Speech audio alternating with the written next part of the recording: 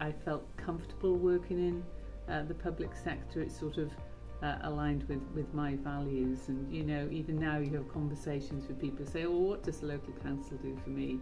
When you point out that we educate the children, we provide social care, sort out the roads, the lighting, collect the waste and recycling, then people start to realise what it is that local government does. And so for me, it's always been a really, really interesting sector to work in.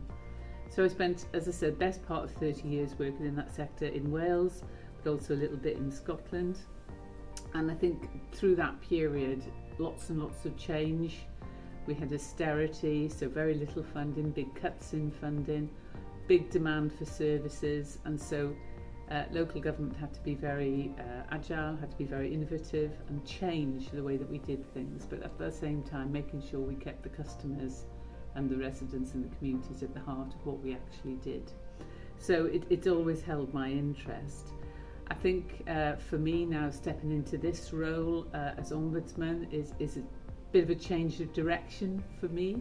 But a really fascinating one, and a role I'm really privileged to be doing. But there's still lots of similarities, because the challenges we have here, increasing demand for our services, more people wanting our help, limited or static really resources to do that.